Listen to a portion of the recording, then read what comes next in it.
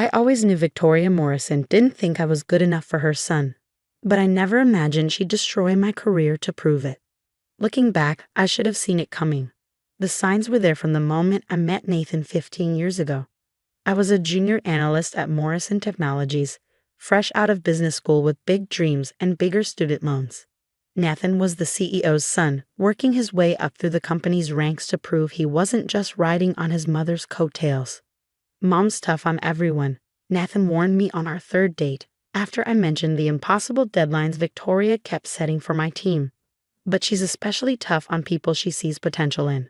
I wanted to believe him. Wanted to think that Victoria's constant criticism of my work, my clothes, my background was some twisted form of mentorship. Even after Nathan and I got married, I kept trying to win her approval, working 60-hour weeks, taking on the projects no one else would touch, delivering results that helped drive the company's stock price to record highs. For a while, it seemed to be working. I climbed the corporate ladder steadily, earning each promotion through merit rather than marriage. By our 10th anniversary, I was head of strategic development, managing a team of 30 and reporting directly to the board. Nathan led the technology division, and together we were positioning Morrison Technologies for the future. Victoria watched it all with those sharp gray eyes of hers, saying little but missing nothing. During family dinners, she quizzed me about ongoing projects, probed for weaknesses in my strategies. I learned to guard my words carefully, to back every statement with data. "You're paranoid," Nathan would tell me when I expressed concern about his mother's interrogations. "Mom respects you.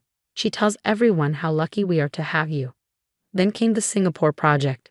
It started as a routine acquisition, a small but promising tech startup with patents we wanted. I led the due diligence team, spending months analyzing financials, assessing risks, negotiating terms. Everything checked out. The board approved the deal unanimously. 2 days before closing, Victoria called me into her office. "Amanda," she said, gesturing for me to sit in one of the leather chairs facing her massive desk. "We need to discuss the Chen situation." I felt a flutter of unease. David Chen was the founder of the Singapore startup we were acquiring. "Is there a problem with the deal?" Victoria's perfectly manicured fingers drummed against her desk. "You could say that. Our sources indicate Chen is shopping our offer to competitors. Apparently, someone leaked the details of our bid." My blood ran cold.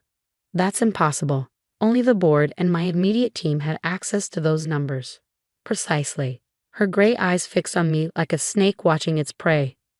"And you're the common denominator. You had access to everything, and you had motive." "Motive?" I struggled to keep my voice steady. What possible motive could I have to sabotage my own deal? "Perhaps you're not as committed to this company as you pretend to be." Victoria's voice was silk over steel. "Perhaps your loyalty lies elsewhere. With one of our competitors, maybe?" I stared at her, finally understanding. "You think I'm a corporate spy? The evidence is quite compelling." She opened a folder on her desk, sliding several papers across to me. Phone records showing calls to numbers associated with our main competitors. Emails sent at odd hours. Large deposits to offshore accounts. My hands shook as I examined the documents. They looked authentic, but these are forgeries. I've never made these calls, never sent these emails, and I certainly don't have offshore accounts. "The board meets tomorrow morning to discuss the situation." Victoria's smile didn't reach her eyes. "I suggest you use the time to consider your position carefully. A quiet resignation might be best for everyone." I left her office in a daze, my mind racing. The accusations were absurd, but they were also carefully crafted, just plausible enough to create doubt. And Victoria had obviously been building this case for a while, gathering what looked like evidence, laying the groundwork. Nathan was in a meeting when I tried to call him. I left a message, then started making copies of everything I could think of that might help my defense. Emails, project documentation, meeting notes. I worked through the night, fueled by coffee and fear. At 8 a.m. sharp, security appeared at my office door. "Ms. Walker, we need you to come with us." They escorted me to the boardroom like a criminal. Victoria sat at the head of the table, wearing a black suit that made her look like a judge about to pass sentence. The other board members avoided my eyes as I took my seat. "Ms. Walker," Victoria began, her voice carrying the weight of authority she'd spent decades cultivating. "We've called this meeting to address serious concerns about your conduct." For the next hour, she presented her case against me. The forged documents, testimony from anonymous sources claiming I'd been seen meeting with competitors, financial records supposedly showing suspicious patterns. I tried to defend myself, but I could see I was fighting a losing battle. Victoria had orchestrated this perfectly, building a narrative that played into existing prejudices. After all, I was an outsider who had risen quickly through the ranks, who had married the CEO's son, who had access to sensitive information. The vote was unanimous. Termination for cause, effective immediately. Nathan finally called as security was escorting me out of the building, carrying my personal belongings in a cardboard box like some cliché from a corporate drama. "Amy, what's going on? Mom says you've been stealing company secrets." "It's not true," I said, fighting back tears. "None of it's true. Your mother set me up." There was a long pause. "That doesn't make sense. Why would she do that?" "Because she's never trusted me. Never thought I was good enough for you or the company. Nathan, you have to believe me." Another pause. I need time to think, to look at the evidence. Mom wouldn't do something like this without reason." I hung up, my last hope crumbling. Victoria had won. She'd managed what she'd been trying to do for 15 years. Drive a wedge between me and her son, destroy my career, prove that I didn't belong in her world. That night, alone in a house Nathan and I had shared for 12 years, I poured myself a glass of wine and tried to figure out what to do next. My phone was filled with missed calls from colleagues, industry contacts, even reporters seeking comment on my corporate espionage scandal. Victoria had done a thorough job. By morning, my reputation would be in tatters. No major company would touch me. 15 years of hard work, gone in a day. I was about to pour a second glass when my phone rang, a number I didn't recognize. "Mrs. Walker?" A man's voice, elderly but sharp. "My name is Harold Chen, David Chen's father. I believe we need to talk." I sat up straighter. "Mr. Chen, I'm afraid I can't discuss the Morrison Technologies acquisition." "This isn't about the acquisition," he cut in. "This is about Victoria Morrison and how she's been running her company for the past 20 years. I have information that might interest you. Information she definitely doesn't want made public." I thought about the cardboard box of belongings, about Nathan's hesitation, about 15 years of subtle undermining and careful manipulation. "I'm listening," I said. Mr. Chen's next words changed everything. "Have you ever wondered where Morrison Technologies' initial funding really came from?" Harold Chen's revelation kept me up all night. The story he told about Morrison Technologies' origins was like something out of a corporate thriller: stolen patents, betrayed partnerships, and carefully concealed paper trails leading back 25 years. "Victoria Morrison didn't build this company," he explained, his voice heavy with old pain. "She stole it. From my family, from her original partners, from everyone who trusted her." I spent the next 3 months investigating, using contacts I'd built over 15 years in the industry. Every lead I followed unveiled new layers of deception. Victoria hadn't just betrayed the Chens. She'd systematically eliminated or undermined anyone who could threaten her control. Including me. My laptop became a digital vault of evidence. Old contracts with suspicious amendments, emails recovered from archive servers, financial records showing patterns of systematic fraud. But the most damaging evidence came from an unexpected source: Victoria's own executive assistant, Marie. "I've been keeping records for years," Marie told me over coffee, sliding a USB drive across the table. Voice recordings, photos of documents before they were officially modified. I always knew I might need protection someday. The recordings were devastating. Victoria's voice, clear and cold, discussing illegal stock manipulation, planning the sabotage of potential competitors, orchestrating my downfall.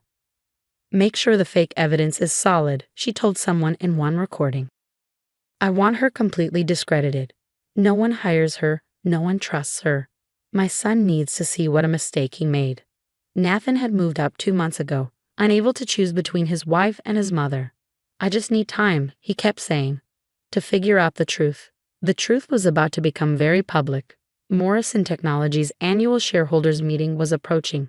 Victoria had always turned these events into theatrical productions, showcasing her power and control. This year would be no different, except I had a front row ticket, courtesy of a small stock position I'd maintained through a blind trust. The morning of the meeting, I dressed carefully in a black suit that meant business. My hands didn't shake as I gathered my evidence, copies distributed on encrypted drives, documents organized for maximum impact, recordings queued to specific timestamps. The grand ballroom of the Morrison building was packed. Victoria stood at the podium, resplendent in designer clothes, projecting absolute confidence as she detailed the company's recent successes. I watched from the back, waiting. Finally, she opened the floor for questions. I stood, making my way to the microphone. Victoria's face flickered when she saw me, but she recovered quickly. I'm afraid only shareholders may participate in this portion of the meeting. Oh, I'm still a shareholder, I said, my voice carrying clearly through the room. Though not as significant as the Chen family. Speaking of which, I have Mr. Harold Chen on video conference. He has some interesting questions about the company's early funding. A murmur ran through the crowd. Victoria's knuckles whitened on the podium. This is highly irregular. So is corporate theft, I cut in, nodding to my assistant at the back. The large screens around the room flickered to life, showing Harold Chen's grave face. Mr. Chen, would you like to tell everyone how Victoria Morrison really acquired the patents that built this company? What followed was 30 minutes of carefully orchestrated destruction. We played the recordings, Victoria's own voice laying out her crimes. We showed the documents proving the systematic fraud. Harold Chen detailed how Victoria had stolen his family's intellectual property, using their ideas to build her empire while leaving them with nothing. These are baseless accusations, Victoria tried to interject, but her voice had lost its authority. The evidence was too clear, too overwhelming. Then came the final blow. The SEC has already received copies of everything, I announced, as have the FBI and the Department of Justice. But before they arrive, I have one more recording to play. Victoria's face went ash white as her own voice filled the room again. Make sure the fake evidence is solid. I want her completely discredited. The room erupted in chaos. Board members huddled in urgent consultation. Shareholders pushed forward, demanding answers. Security guards looked uncertainly between Victoria and the gathering crowd, unsure who they should be protecting. Through it all, I stood calmly at the microphone. I moved for an immediate vote of no confidence in the current CEO and the appointment of an interim management team pending full investigation. The vote wasn't even close. I watched as Victoria was escorted from the podium, her empire crumbling around her. She stopped as she passed me, her face a mask of cold fury. You've destroyed everything, she hissed. No, I corrected her quietly. You did that yourself. I just exposed the truth. The aftermath was spectacular. Victoria was arrested the next day, along with several board members who had helped cover up her crimes. The company's stock plunged, then stabilized as the interim management team began damage control. The Chen family received a substantial settlement, including licensing rights to their original patents. Harold Chen insisted on offering me a position as CEO of their new technology venture, but I had other plans. Nathan found me packing up our house a week later. I didn't know, he said, standing in the doorway looking lost. About any of it. I should have believed you. I continued carefully wrapping our wedding photos in bubble wrap. Yes, you should have. We can fix this, he pleaded. Now that everyone knows the truth. The truth? I finally looked at him. The truth is that when your mother accused me of crimes I didn't commit, you chose to need time instead of standing by your wife. The truth is that you watched her destroy my career and did nothing. I was confused.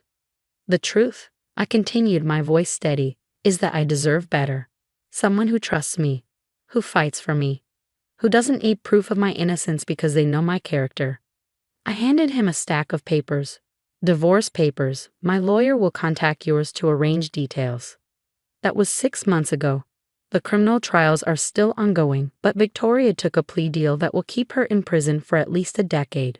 Morrison Technologies has been renamed and restructured, with new management and stricter oversight. I did accept a position after all, Chief Strategy Officer at a rising tech firm in Seattle. New city, new start, new life. My team consists largely of talented people who were pushed aside or undermined during Victoria's reign. Together, we're building something based on innovation and integrity, not theft and manipulation. Yesterday, I received a letter from Nathan. He's in therapy, he wrote, working through the damage of growing up with Victoria's manipulation. He hopes someday I can forgive him. Maybe I will eventually, but not today. Today, I'm focused on the future I'm building for myself. A future where I don't have to prove my worth to anyone, where my success is built on talent and hard work, not lies and betrayal. Victoria once told me I didn't belong in her world. She was right about that, at least. I belong in a better one. One I'm creating on my own terms. The irony? Morrison Technologies stock is now trading at half its former value. The company I help lead, our IPO next month is expected to break industry records. Sometimes the best revenge isn't about destroying someone else's empire. It's about building your own stronger and better than theirs ever was, and doing it honestly.